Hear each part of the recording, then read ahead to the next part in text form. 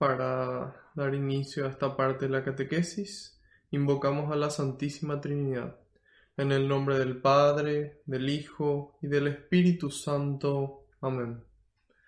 Señor, en este momento nos ponemos en tu presencia y yo para arrancar este momento, Señor, quiero alabarte y glorificarte, porque tu amor y tu misericordia me alcanzaron, Señor.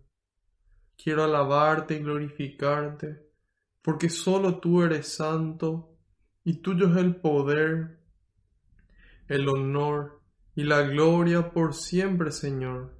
Quiero alabarte y glorificarte, porque no nos tratas como merecen nuestras culpas. Quiero alabarte y glorificarte, porque por la santa cruz de tu Hijo, redimiste al mundo entero por amor y con amor, Señor. En este momento quiero pedirte perdón por todos mis pecados. Quiero ser humilde como el publicano en el templo, Señor. Y quiero pedirte perdón por todos mis pecados de pensamiento, de palabra, de obra y de omisión, Señor. Te pido perdón por todas las cosas malas que hice y las cosas buenas que dejé de hacer. Y le invito a que cada uno haga lo mismo en este momento, en el silencio de su corazón.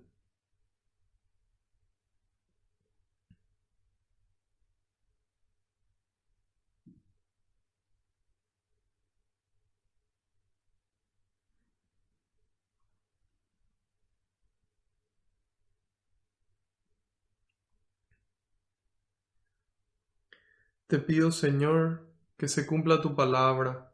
Tú dijiste que donde dos o más se reúnan en tu nombre, ahí vas a estar vos presente, Señor. Y nosotros sabemos que aunque no te podamos ver, tú estás aquí entre nosotros. Contento, muy contento, Señor, de que te podamos conocer un poco más de tu palabra, un poco más de tu persona. Y te pido, Jesús, que tú vayas por delante, que puedas allanar los caminos, que puedas arar la tierra de nuestra mente y de nuestro corazón, para que esta semilla que se va a sembrar, que es tu palabra, pueda dar fruto y fruto en abundancia, en algunos el 30, en otros el 60, en otros el 100%, Señor. En este momento, Jesús, deposito en tus manos cada pedido de oración que recibimos, cada pedido que manifestaron los hermanos y cada pedido que tenemos en el corazón que no nos animamos a pedir.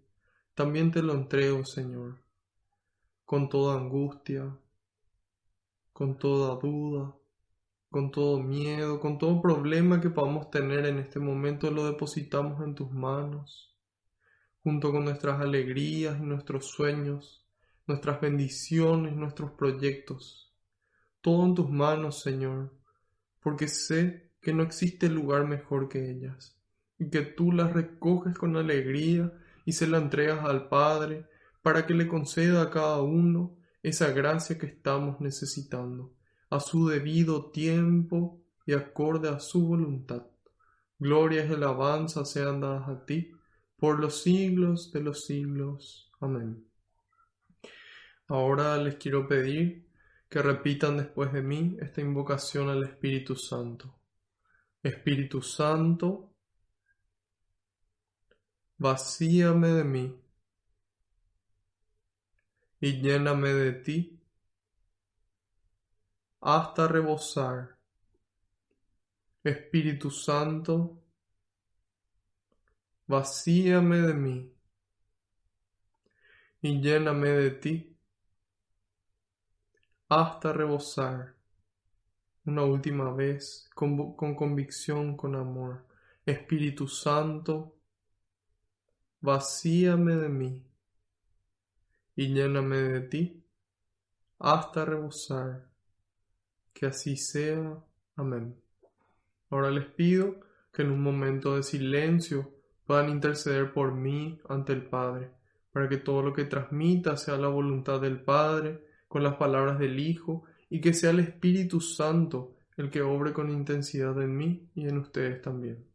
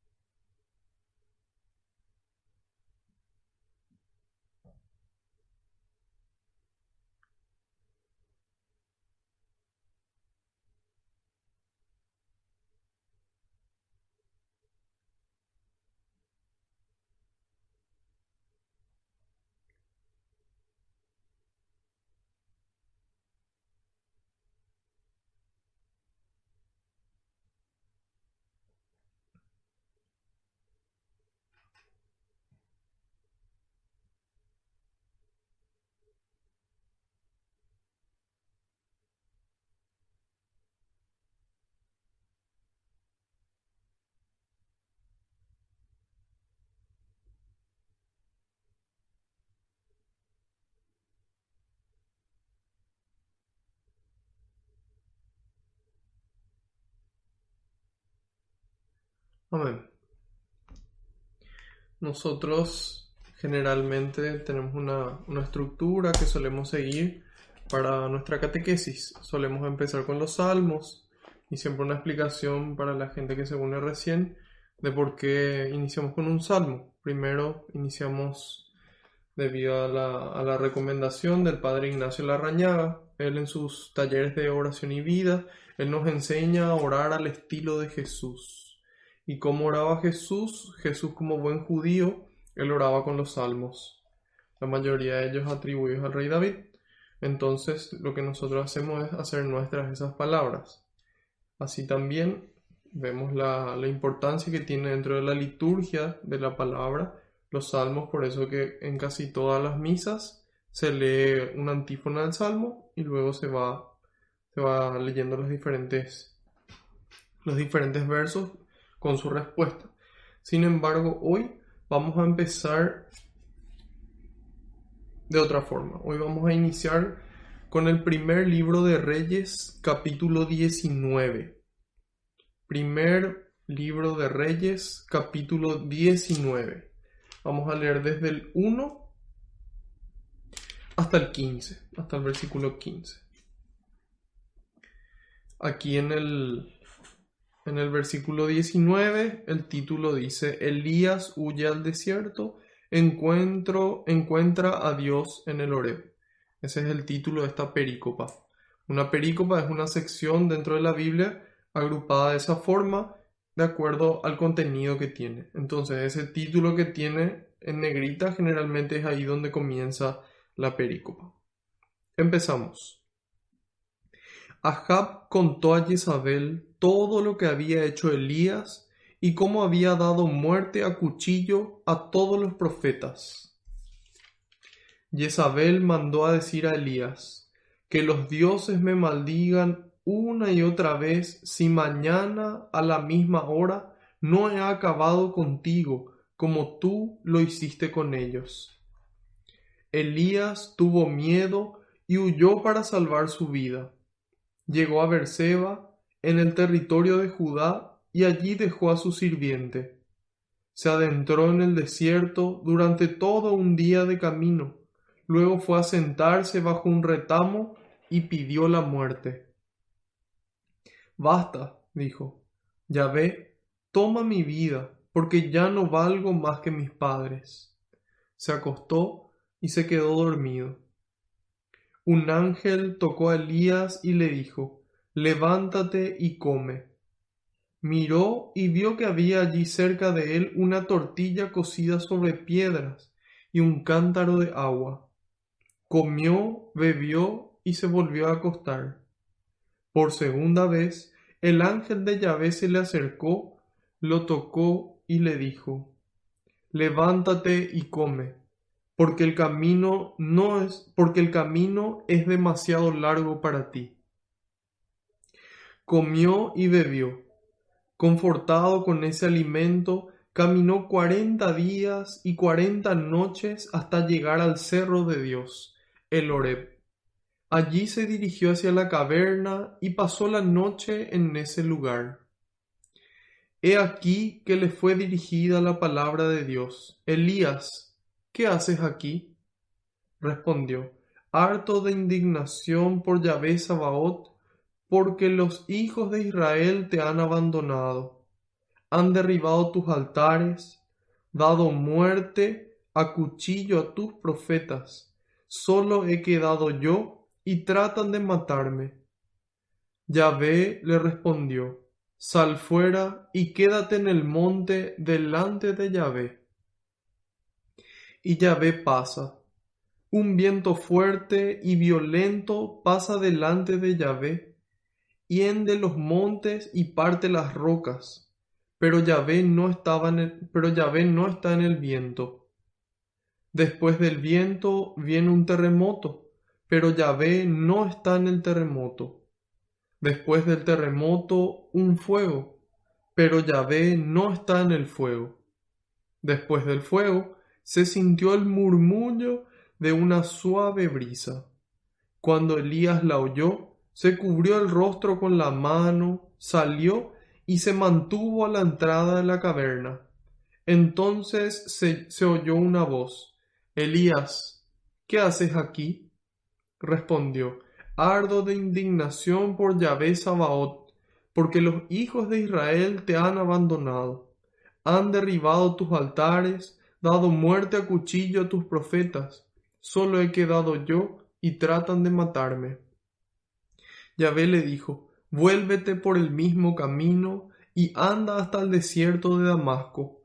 Cuando hayas llegado allá, consagrarás como rey de Aram a Hazael, consagrarás a Jehú, hijo de Nimsi, como rey de Israel, y consagrarás a Eliseo, hijo de Safat, de Abel Meholá, como profeta en vez de ti.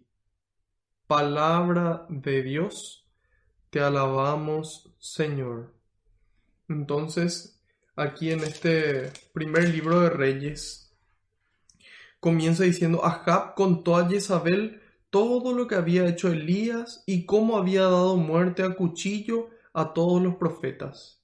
¿Qué fue lo que ocurrió?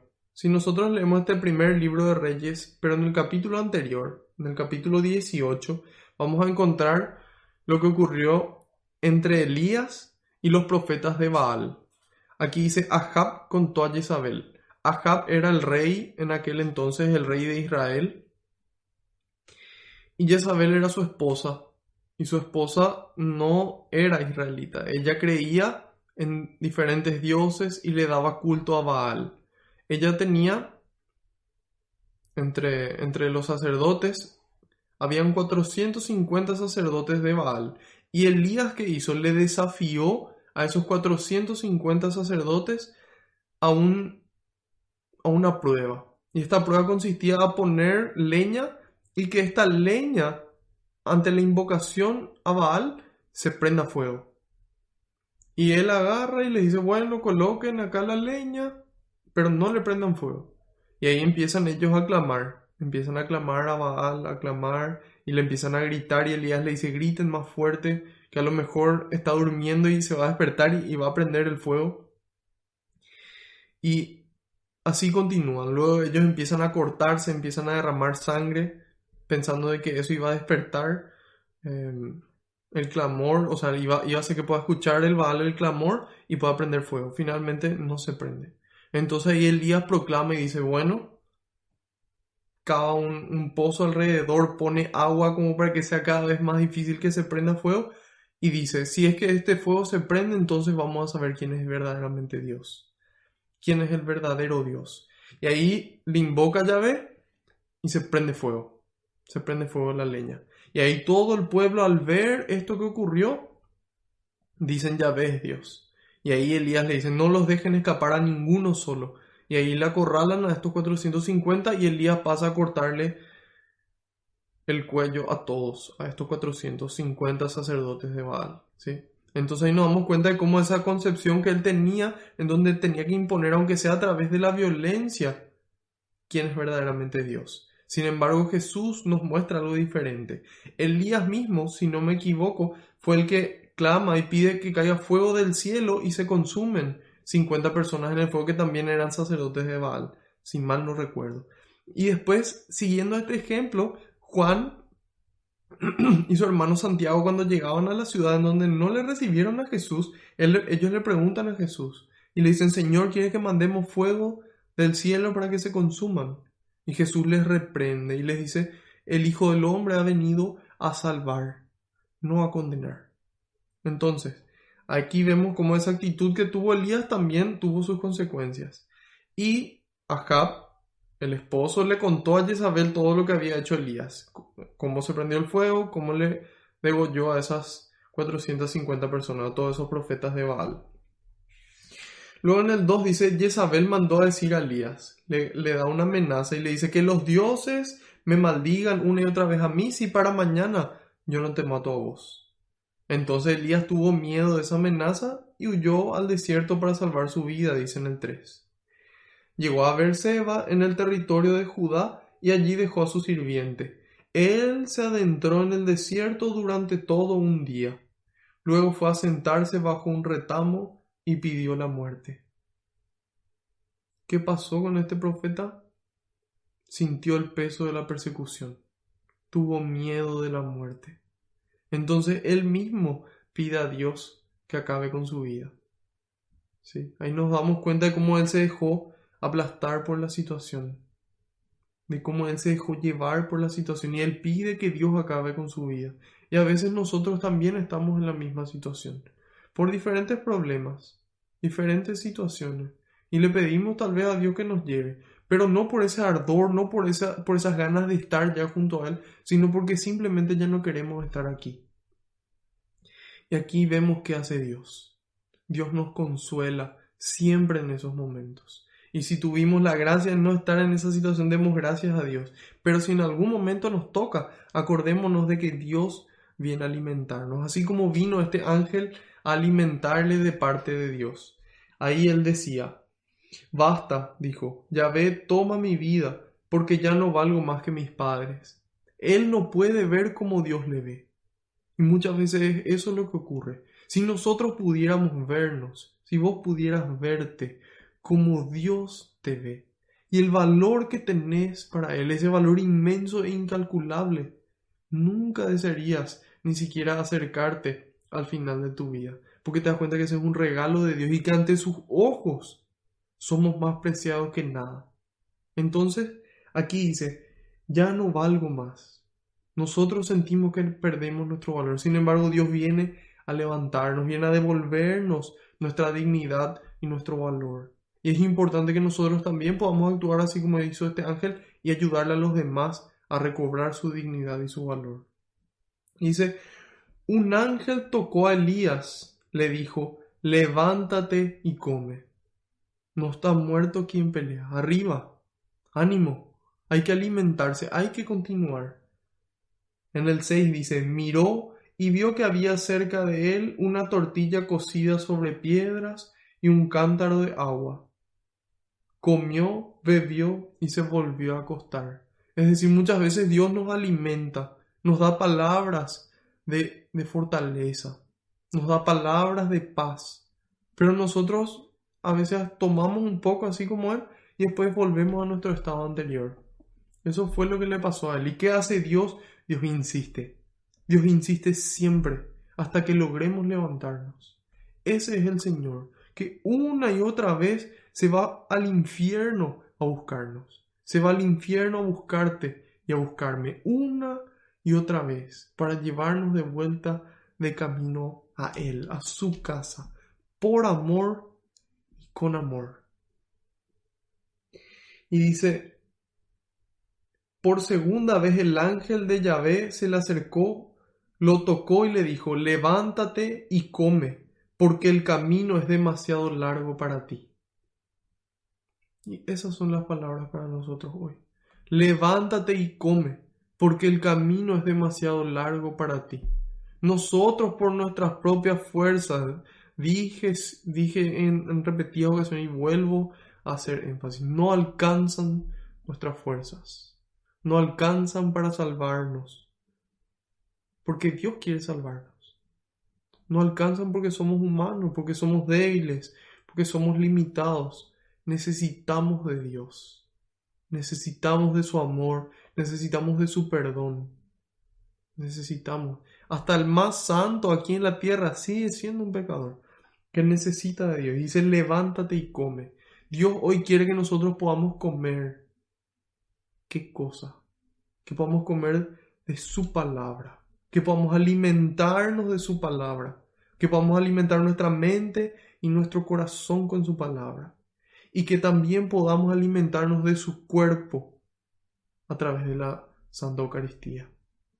Por eso que es fundamental que clamemos para que puedan seguir habiendo las misas, para que sean razonables las soluciones que se proponen.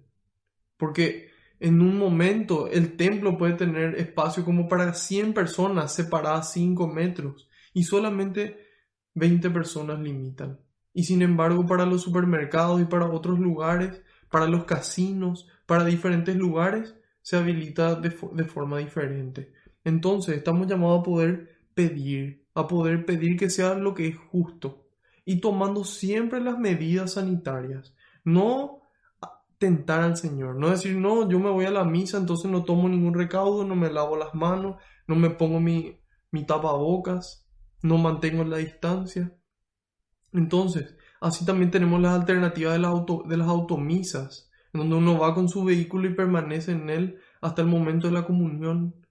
Entonces aprovechemos, para que podamos alimentarnos, para que podamos obtener fuerza, esa fuerza que necesitamos porque el camino es largo. Aquí Dios nos avisa, nos dice el camino es largo y tus fuerzas no son suficientes. Yo te puedo dar la fuerza suficiente para volver a mí. Yo sí. Levántate y come, dice. Y en el 8 que hizo él, se enojó y dijo, no, no voy a comer, yo puedo solo, y se acostó a morir. Negativo, no dice eso, dice comió y bebió. Entonces Dios se pone a nuestra disposición. Dios se hace pequeño, Dios siendo el Rey de Israel, el Señor de señores, el Señor de señores, el Rey de reyes, decidió quedarse en un pan. Así de humilde es nuestro Dios. Entonces, aprovechemos. Decidió hablarnos por palabra humana, inspirada por el Espíritu Santo, para mostrarnos el camino. Aprovechemos, alimentémonos. Esto nos va a dar fuerza para cada día. Y hoy el alimento que nos corresponde. Y hoy vamos a tener la fuerza que necesitamos. Dios tiene el poder para cumplir lo que dice. Y Él nos dice eso hoy. Dice, confortado con ese alimento. Eso es lo que quiere hacer Dios. Quiere confortar nuestras almas. Quiere sanar nuestros corazones. Quiere volver a levantarnos. Caminó 40 días y 40 noches hasta llegar al cerro de Dios. Y es así. Así es el cristianismo. Aquí no hay seguridades. Aquí no está todo seguro, todo escrito, todo dicho. Aquí es caminar por el desierto, conscientes de la providencia de Dios, de que Dios nos acompaña en el camino, hasta llegar de vuelta a Él, todos los días hasta el fin del mundo, dijo Jesús. Entonces llega hasta el cerro del Horeb. Los judíos asociaban mucho los lugares altos con la presencia de Dios, ¿sí? Entonces en esta montaña, la montaña del Horeb, él logra llegar hasta ahí. Y dice en el 9, allí se dirigió hacia la caverna y pasó la noche en el lugar. He aquí que le fue dirigida la palabra de Dios. Elías, ¿qué haces aquí? Elías, ¿qué haces aquí? Y hoy el Señor nos pregunta. Hoy el Señor te pregunta. Y a mí también. Marco, ¿qué haces aquí? Juan, María, Lucía, Ernesto, ¿qué haces aquí? ¿Qué quieres de mí? ¿Qué necesitas hoy? ¿Qué estás haciendo aquí? ¿Qué estás buscando?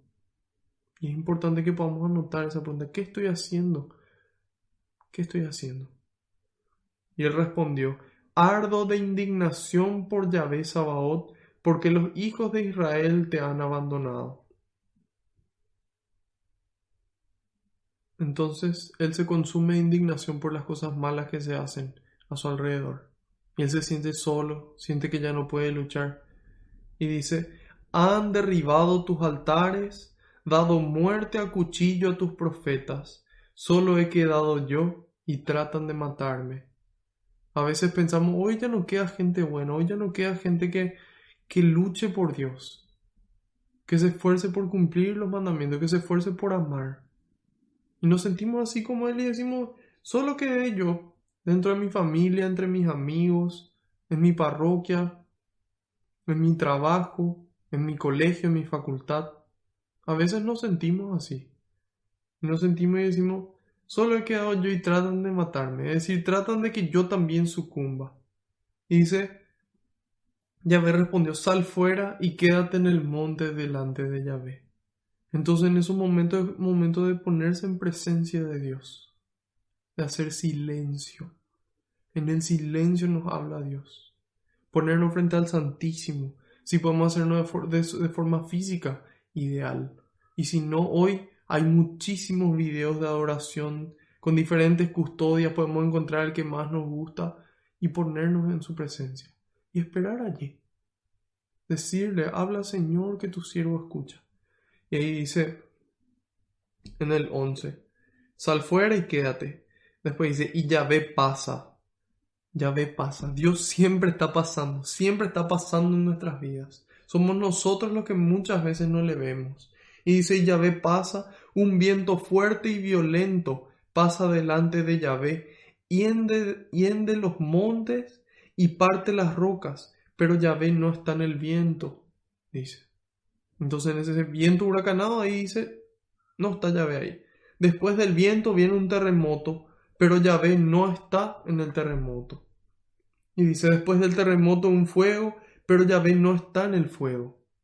Entonces aquí, ¿qué pasa? Elías ve muchas cosas que llaman su atención, que llaman la atención de sus sentidos, de sus ojos, y él ve cómo se parten las rocas, es llamativo, ¿sí?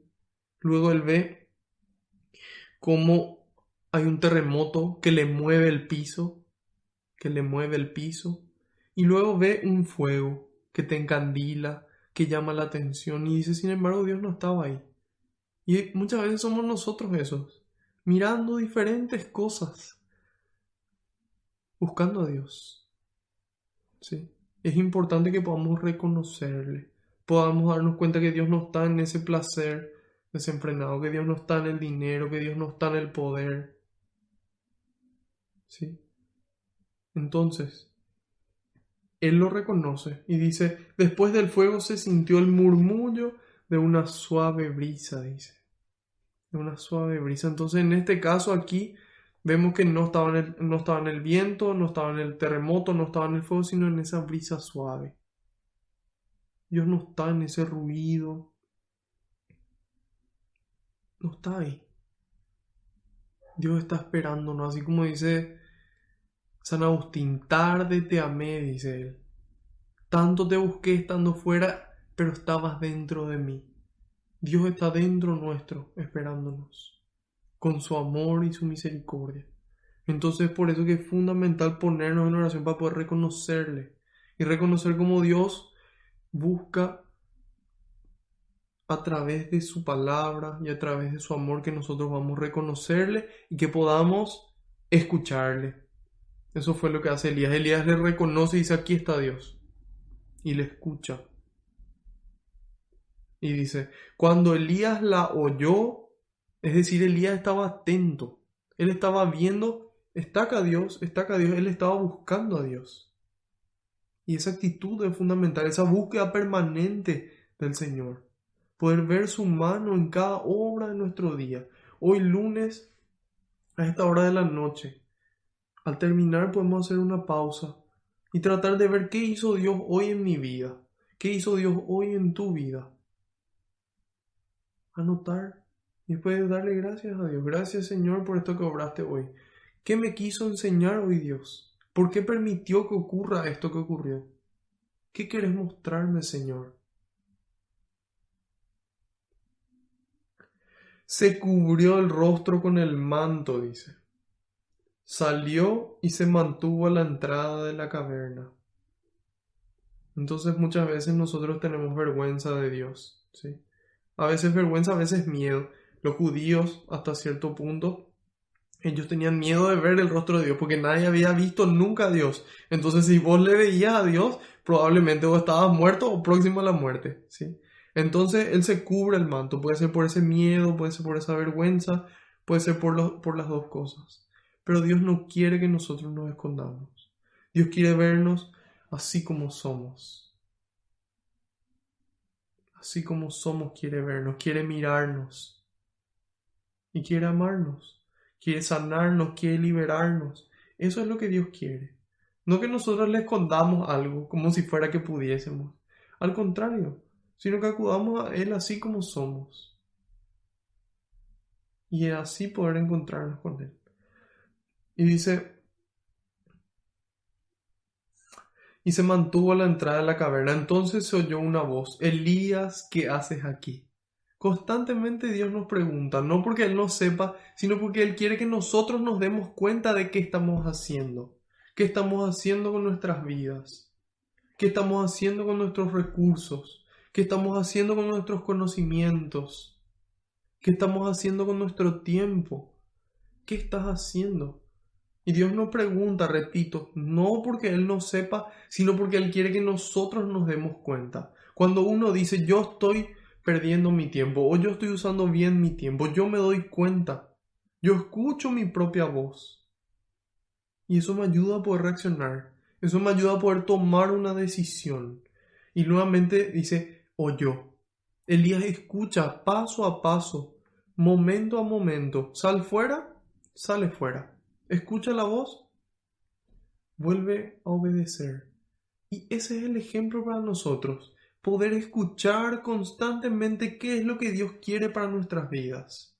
Al despertarnos decirle, Espíritu Santo de Dios, dime qué quieres que haga hoy.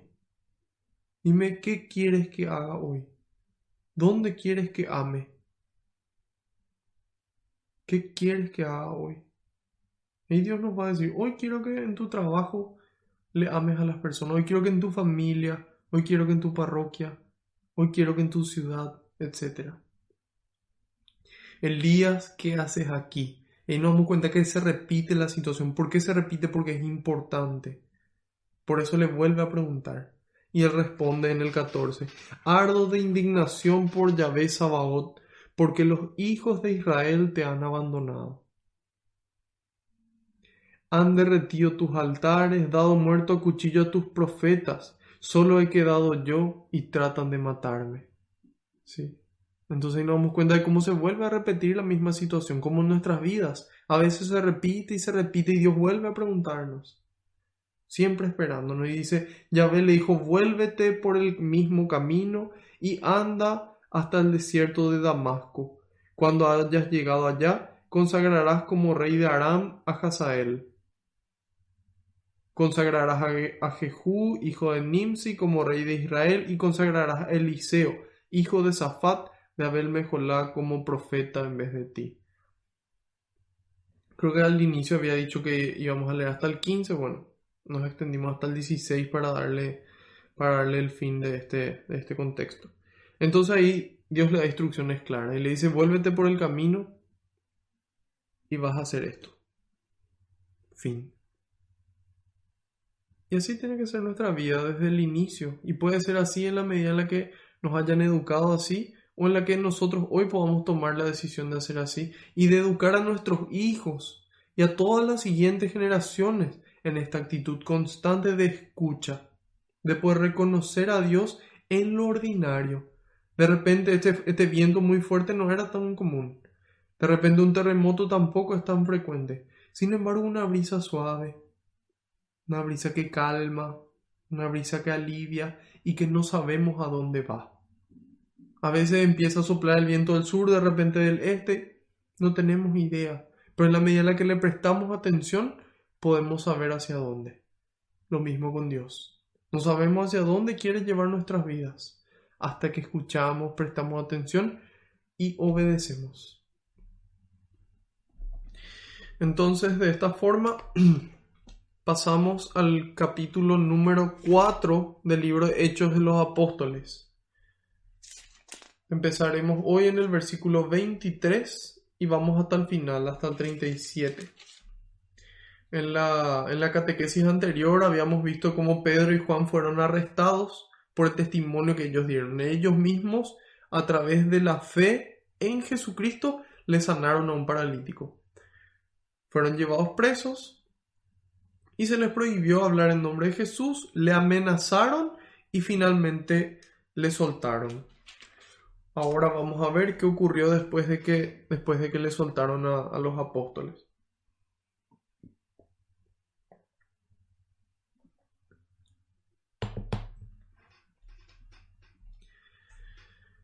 Versículo 23. Apenas quedaron libres, Pedro y Juan fueron a los suyos y les contaron todo lo que les habían dicho los jefes de los sacerdotes y los ancianos. Los escucharon y después todos a una elevaron su voz a Dios, diciendo: Señor, tú hiciste el cielo, la tierra, el mar y todo lo que hay en ellos.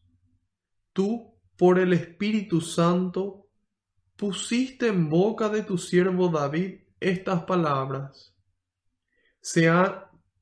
¿Por qué se agitan las naciones y los pueblos traman planes vanos? Se han aliado los reyes de la tierra y los príncipes se han unido contra el Señor y contra su Mesías. Es verdad que en esta ciudad hubo una conspiración de Herodes con Poncio Pilato, los paganos y el pueblo de Israel contra tu santo siervo Jesús, a quien tú ungiste. Así ellos consiguieron lo que tú habías decidido de antemano y llevabas a efecto.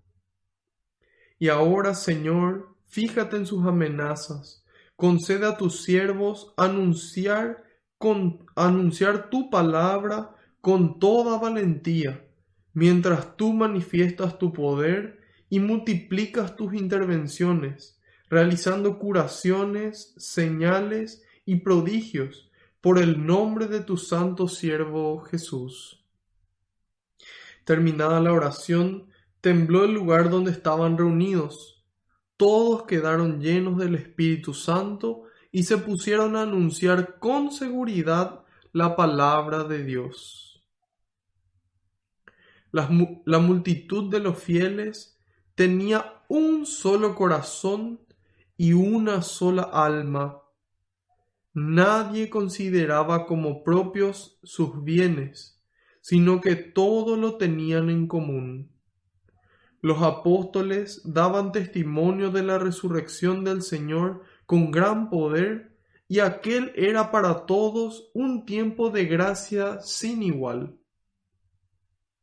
Entre ellos ninguno sufría necesidad, pues los que poseían campos o casas los vendían, traían el dinero y lo depositaban a los pies de los apóstoles, que lo repartían según las necesidades de cada uno. Así lo hizo José, un levita nacido en Chipre, a quien los apóstoles llamaban Bernabé, que quiere decir el que conforta. Este vendió un campo de su propiedad, trajo el dinero de la venta y lo puso a los pies de los apóstoles. Palabra de Dios, te alabamos, Señor. Bueno, entonces, después del arresto y liberación de ellos, ¿a dónde van ellos? ¿Van a armar una fiesta? ¿Van a armar un festejo? No. Van a la oración. Van a la oración. Entonces, apenas vemos lo que Dios hace en nuestras vidas, lo ponemos en oración y le damos gracias por eso que obra. Y aquí dice, apenas quedaron libres, es decir, inmediatamente después es darle a Dios lo que es de Dios. Y dice, Pedro y Juan fueron a los suyos y les contaron todo lo que habían dicho los jefes de los sacerdotes y los ancianos. Entonces nosotros, cuando mostramos la verdad, No mostramos una parte solamente, la parte que a nosotros nos gusta, la parte que le gustaría al otro escuchar o lo que nos conviene, sino todo. Tanto la parte que nos gusta como la parte que no nos gusta. Porque la verdad es una sola y no debe separarse, no debe ser manifestada solamente por partes. Dice en el 24, los escucharon y después todos a una elevaron su voz a Dios, dice. Entonces las personas nuevamente ahí vemos la actitud de escucha y dice, y después todos a una, dice, es decir, todos juntos, unidos en oración, elevaron su voz a Dios. A mí me gusta pensar por qué se dan las cosas, no solamente los hechos, sino las causas. Y aquí vemos de que ellos reciben esa libertad y lo primero que hacen es ir a Dios. Pero ¿por qué van a Dios? ¿Van acaso por obligación? ¿Van acaso por temor? ¿O van acaso por amor? Porque contentos de lo que Dios obró en su vida, acuden a Él. Es muy frecuente hoy en día ver en las películas cómo se le secuestra, por ejemplo, o a una chica, a una mujer que después es liberada y ella siente un amor muy grande por la persona que le libera. También hay una película que se llama Hombre en Llamas, en donde le secuestran a una nenita, ¿sí? Y él hace todo lo posible, también actúa con violencia, así como lo hizo Elías, para rescatar a esta niña. Y esa niña profundamente feliz, queda profundamente feliz después de que se le rescató. Entonces, es el amor que sienten hacia esa persona. Cuando a vos o a mí nos ocurre algo muy bueno, inmediatamente queremos contarle a alguien. O casi siempre queremos contarle a alguien. Casi siempre hay una persona a la que algo tan grande, tan fuerte nos ocurre que queremos correr a contarle. ¿Sí? Y eso es por el amor que sentimos a esa persona. Y eso es lo que ocurre aquí. Ellos pueden ver cómo Dios le libera y cómo se cumplen las palabras de Jesús. ¿Por qué? ¿Qué palabras de Jesús se cumplen? Se cumplen palabras con respecto a la verdad y que la verdad los hará libres. Vamos a profundizar eso enseguida. Y dice, los escucharon y todos a una elevaron su voz a Dios diciendo, Señor, tú hiciste el cielo, la tierra, el mar y todo lo que hay en ellos. Todo fue creado por Dios. Tú por el Espíritu Santo, dice. Y aquí vemos otra vez quién cobra protagonismo y es alguien. Es la tercera persona de la Santísima Trinidad. Y dice, por el Espíritu Santo pusiste en boca de tu siervo David. Es decir, fue ya el Espíritu de Dios el que fue inspirando a los profetas a lo largo de la historia para que ellos puedan proclamar lo que iba a suceder. Para que eso que ellos puedan decir se cumpla luego en Cristo. Y es ese mismo Espíritu Santo el que obra a través de la vida de estos primeros cristianos y que hoy quiere seguir obrando en nosotros para que podamos construir el reino. Habíamos dicho de que este libro de Hechos de los Apóstoles, ya los primeros cristianos se animaban a decirlo o a llamarlo como el Evangelio del Espíritu Santo. Como el Evangelio del Espíritu Santo, porque podemos ver cómo Dios obra a través de los discípulos. Antes en el Evangelio veíamos cómo Dios obraba en persona, ¿sí? Como Cristo obraba. Y también el Espíritu Santo en algunas ocasiones y en toda su potencia en Cristo. Sin embargo, Cristo sube al Padre para que el Espíritu descienda y continúe obrando, pero ya con mayor intensidad, para que pueda residir en nosotros. No solamente actuar, sino vivir dentro nuestro. Y dice, tú por el Espíritu Santo pusiste en boca de tu siervo David estas palabras. ¿Por qué se agitan las naciones y los pueblos traman planes vanos? ¿Por qué hacen esto? Se cuestiona David, ¿por qué la gente dedica toda su vida a su trabajo para conseguir dinero para su familia, siendo que su familia le necesita a él y a ella en su casa? ¿Por qué hacen tantos planes para ganar dinero? ¿Por qué hacen tantos planes para poder viajar y vivir viajando? Y no piensan en ayudarle a otra persona. ¿Por qué hacen planes vanos? Dice. ¿Cómo me gustaría llegar a ese puesto? Yo quiero llegar a ese lugar, yo quiero ser... Y solamente ese es su plan. No tiene nada de malo ni acumular riquezas, ni viajar, ni querer ocupar un puesto, siempre y cuando todo eso sea para gloria de Dios. Todo para gloria de Dios. Acá dice, ¿por qué se agitan y hacen pueblos vanos? Es decir, planes que no llevan a ningún lado. En el 26 dice, se han aliado los reyes de la tierra y los príncipes se han unido contra el Señor y contra su Mesías. El Señor está escrito con mayúscula, es decir, el dueño de la vida y de la muerte, el Señor de señores, el Rey de reyes, y luego dice Mesías con mayúscula. Mesías significa ungido. ¿Ungido por quién? Ungido por Dios. Y eso es lo que afirma a continuación en el 27. Es verdad que en esta ciudad hubo una conspiración de Herodes con Poncio Pilatos. Los paganos y el pueblo de Israel contra tu santo siervo Jesús, a quien tú ungiste. Entonces fue Dios el que toma la decisión de que Cristo se encarne, ¿sí? Y Él le unge, es decir, le,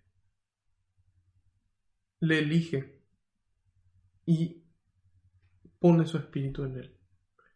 Eso mismo hace hoy con nosotros. Dice en el 28, así ellos consiguieron lo que tú habías decidido de antemano y llevabas a efecto. ¿Qué fue entonces lo que Dios decidió de antemano y llevó a efecto? Dios decidió de antemano de que quería salvarnos. Dios decidió de antemano que quería mostrarnos el amor. Dios decidió de antemano que quería mostrarnos el camino, quería mostrarnos cómo vivir, qué implica el amor, qué implica dar la vida por los amigos. ¿Qué quería Dios de antemano? Quería salvarnos de la esclavitud del pecado. ¿Y cómo lo lleva a efecto? ¿Acaso obligándole a las personas o guiándoles a través de su Espíritu Santo? Así como dice, por obra del Espíritu Santo, que les hacía sentir en oración que era lo que Dios quería que hagan en cada momento. Entonces, nosotros nos damos cuenta aquí de que le piden a Dios y le dice, ahora Señor, fíjate en sus amenazas, concede a tus siervos anunciar tu palabra con toda valentía, mientras tú manifiestas tu poder y multiplicas tus intervenciones, realizando curaciones, señales y prodigios por el nombre de tu santo siervo Jesús. Entonces ellos asumen y proclaman y dicen, Señor, ellos se alían, pero nosotros queremos amarte. Nosotros queremos construir el reino. Obra, Señor, tus milagros a través nuestro. Terminada la oración, tembló el lugar donde estaban reunidos, dice. Tembló el lugar donde estaban reunidos. Todos quedaron llenos del Espíritu Santo y se pusieron a anunciar a Dios se pusieron a anunciar con seguridad la palabra de Dios. Entonces aquí nos damos cuenta de que se produjo un terremoto. Tembló todo el lugar, dice. ¿Y qué pasó? En el Antiguo Testamento decía que Dios no está en el terremoto. Y ahora dice que Dios está en el terremoto. Entonces, ¿está o no está?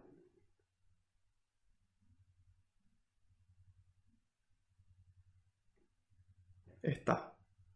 ¿Por qué? Porque Dios está muchas veces en lo ordinario, está en esa brisa suave, está en ese poder despertarnos y que nuestra familia esté, el poder despertarnos y poder caminar y poder escuchar y poder hablar y poder mirar. Y Dios está en eso cotidiano y está en esa brisa suave. Y otras veces también está en lo extraordinario y también está en un temblor o en un terremoto, en el sentido de milagros grandes que Dios obra en nuestras vidas, como una sanación, como una liberación, como diferentes gracias que Él nos regala. Entonces Dios está en ambas y es importante que podamos reconocerle en ambas. Hay personas que solamente dicen, no, está en lo ordinario, en el viento suave, en la capacidad de amar y ese es todo su poder. Y están las personas que si no se obra un milagro, una sanación un exorcismo, entonces no creen. Entonces Dios está en ambos. Dios está en eso cotidiano y está en lo extraordinario. Y es importante que podamos mantener ese equilibrio. y estar seguros de que Dios está en ambos. Y dice, todos quedaron llenos del Espíritu Santo. Contentos ellos. Ellos se dieron cuenta de que Jesús dijo, la verdad los hará libres. Y ellos vivieron en la verdad. Cuando nosotros leemos el capítulo 8 de San Juan, en los versículos del 30 al 36, dice lo siguiente. Esto es lo que decía Jesús y muchos creyeron en él. Jesús decía a los judíos que habían creído en él, ustedes serán verdaderos discípulos míos si perseveran en mi palabra. Serán verdaderos discípulos míos si perseveran en mi palabra. Entonces, dice el 32, conocerán la verdad y la verdad los hará libres. Conocerán la verdad y la verdad los hará libres. La pregunta es, ¿queremos ser libres? ¿Querés ser libre? ¿Libre de verdad? ¿Libre de qué?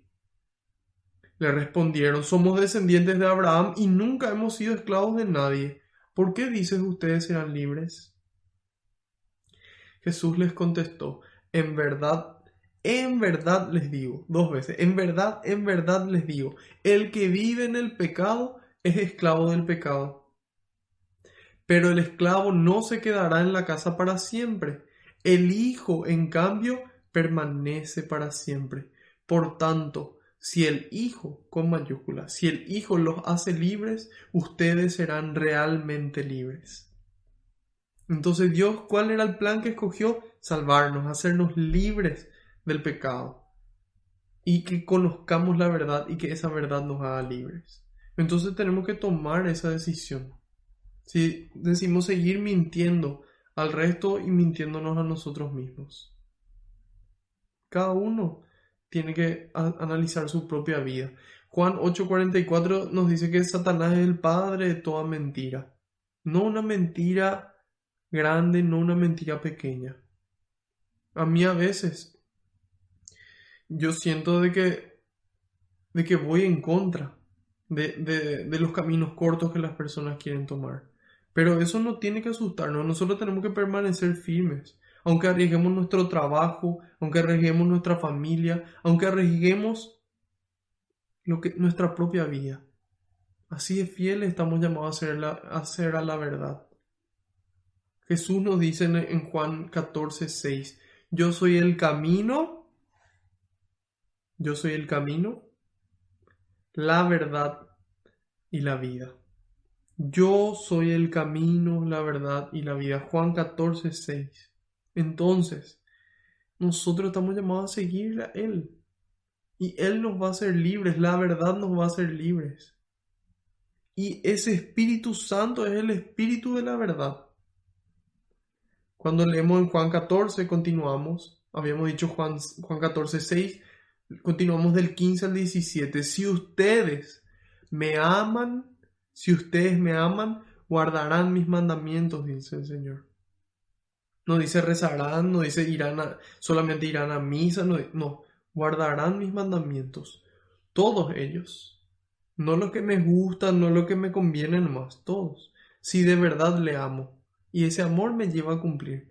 Y dice, si ustedes me aman, guardarán mis mandamientos. Y yo rogaré al Padre y les dará otro protector con mayúscula, que permanecerá siempre con ustedes. El Espíritu de verdad, dice Jesús. Entonces, esa es una forma de medir qué tanto estamos con Dios. Si vivimos en la verdad. El Espíritu de verdad. Y ahí vemos como toda la Santísima Trinidad, el Padre envía a su Hijo y el Hijo luego pide al Padre para que el Espíritu Santo descienda sobre nosotros. Ese Espíritu de la verdad.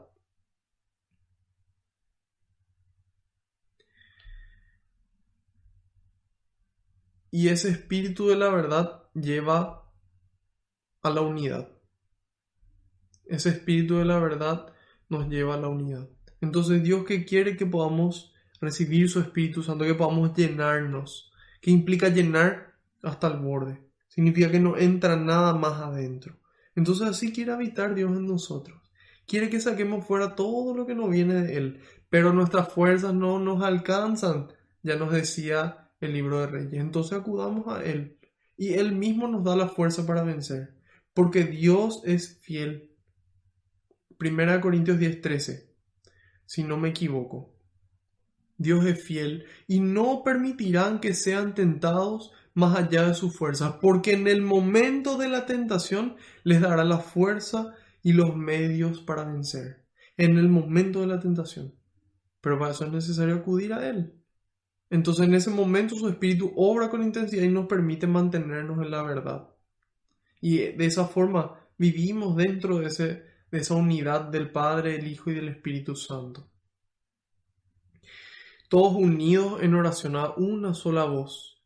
Después dice en el 32, la multitud de los fieles tenía un solo corazón y una sola alma, dice. Un solo corazón y una sola alma. Es decir, todos sentían lo mismo, todos pensaban igual, todos se consideraban la misma esencia.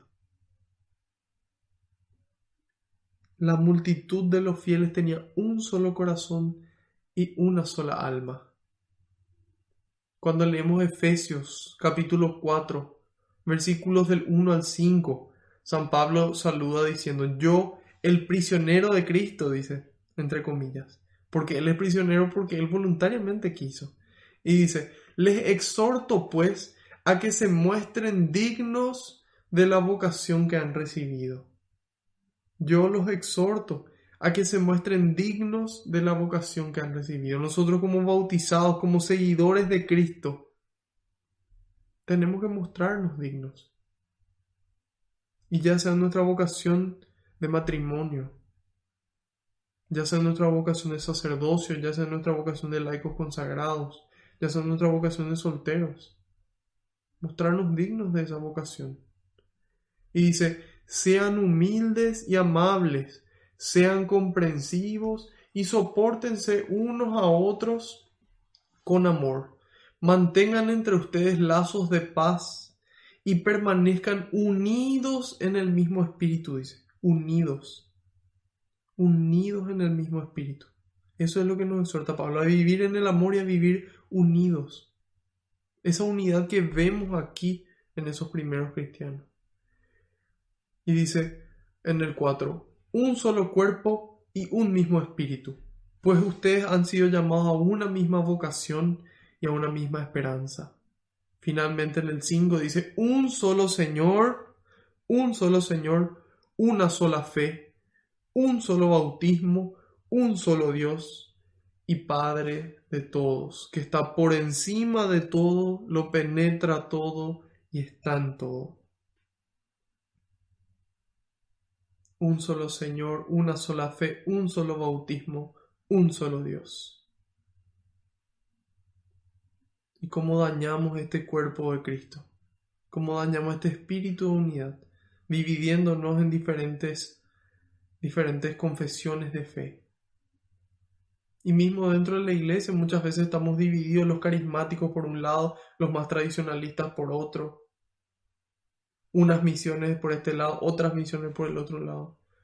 Una sola iglesia, un mismo cuerpo y un solo espíritu, dice. Entonces estamos llamados a buscar esa unidad. Sean amables y humildes, dice. No soberbios y queriendo imponer, no.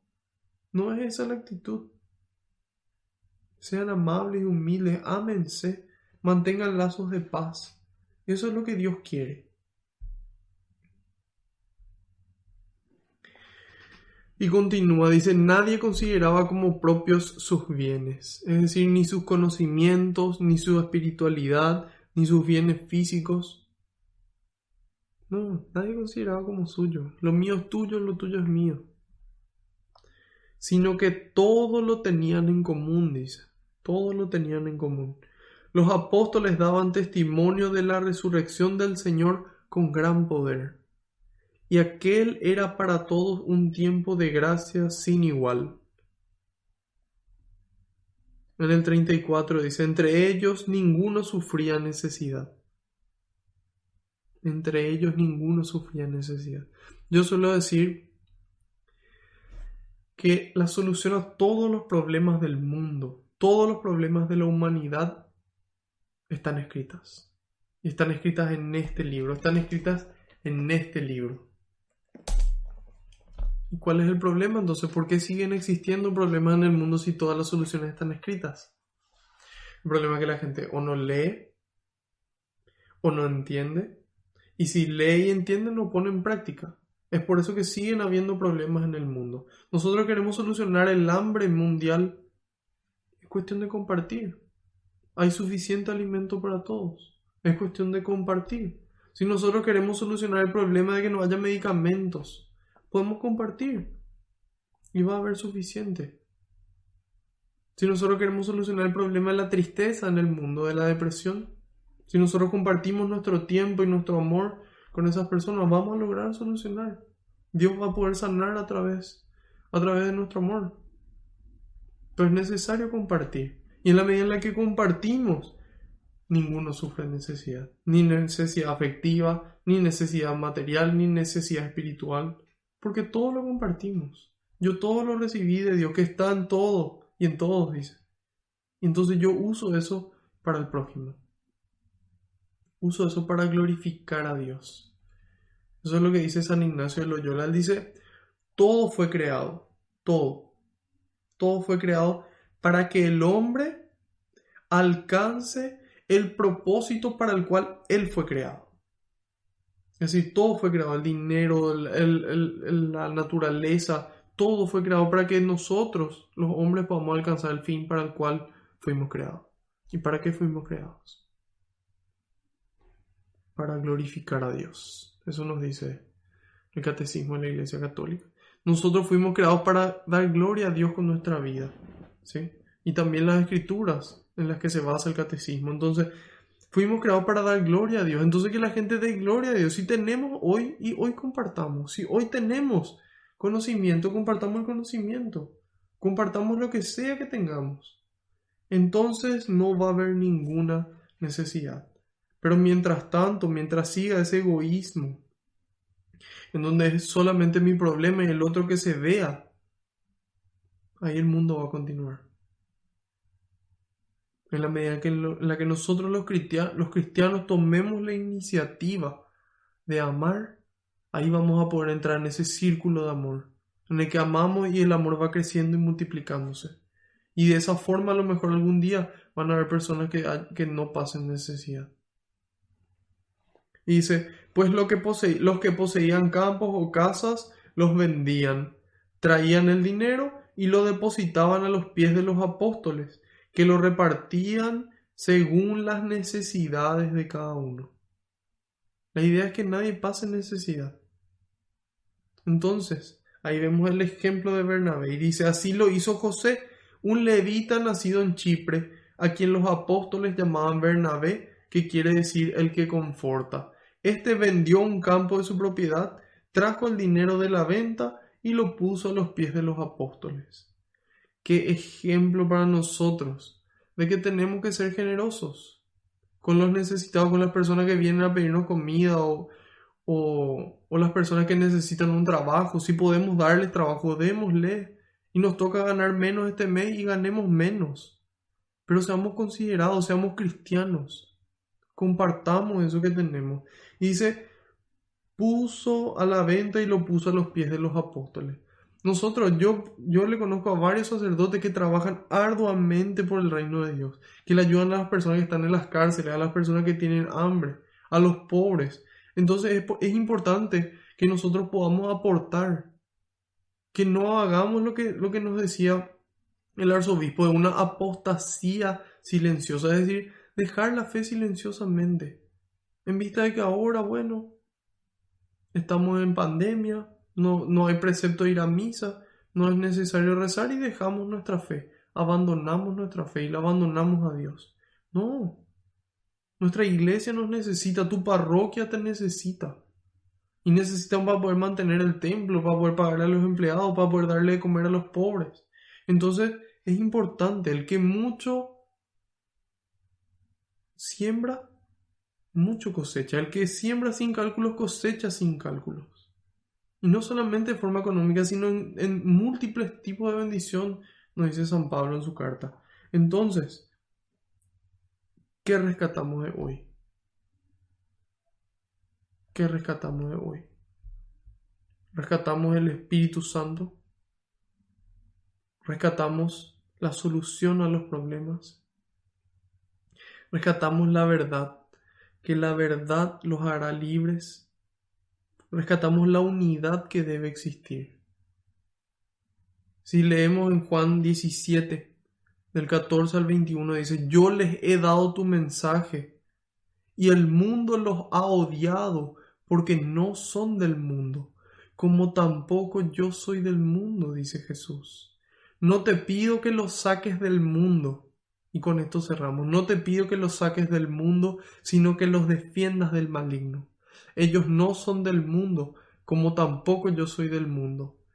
Conságralos mediante la verdad. Tu palabra es verdad. Así como tú me has enviado al mundo, así yo también los envío al mundo. Por ellos ofrezco el sacrificio, para que ellos también sean consagrados en la verdad. No ruego solamente por estos, sino también por todos aquellos que creerán en mí por su palabra. Que todos sean uno, como tú, Padre, estás en mí y yo en ti. Que ellos también sean uno en nosotros, para que el mundo crea que tú me has enviado. Que todos sean uno para que el mundo crea.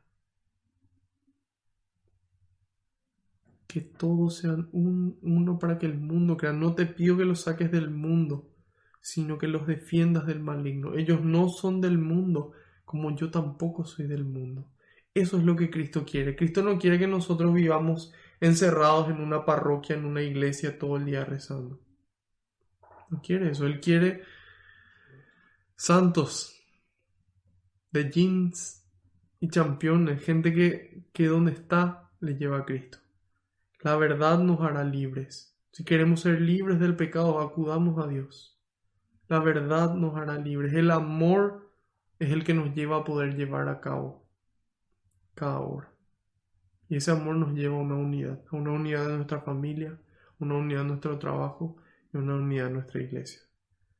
Vamos a darle gracias a Dios y pedirle que su Espíritu Santo nos inunde, que nos muestre la verdad, que nos impulse a amar, a poder ser generosos con el que necesita y que de esa forma la gente no pase necesidad.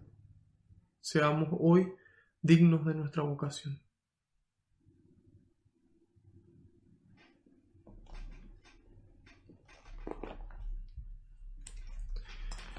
Gracias, Señor, por salir a nuestro encuentro, así como lo hiciste con Elías. Gracias, Señor, por darnos ánimo, por levantarnos y alimentarnos con tu palabra y con tu cuerpo. Gracias, Señor. Te pido, Señor, que las palabras que se pronunciaron hagan eco y se queden grabadas en nuestra mente y en nuestro corazón con el fuego de tu amor, para que podamos aceptarlas y llevarlas a la práctica. Por amor y con amor, Señor. Envía más obreros a la viña, porque la cosecha es grande y los obreros son pocos. Sánanos, Señor, con tu Espíritu Santo. Espíritu Santo de Dios, sana nuestros corazones, libera aquello que nos aprieta, impúlsanos a amar, permanece en nosotros.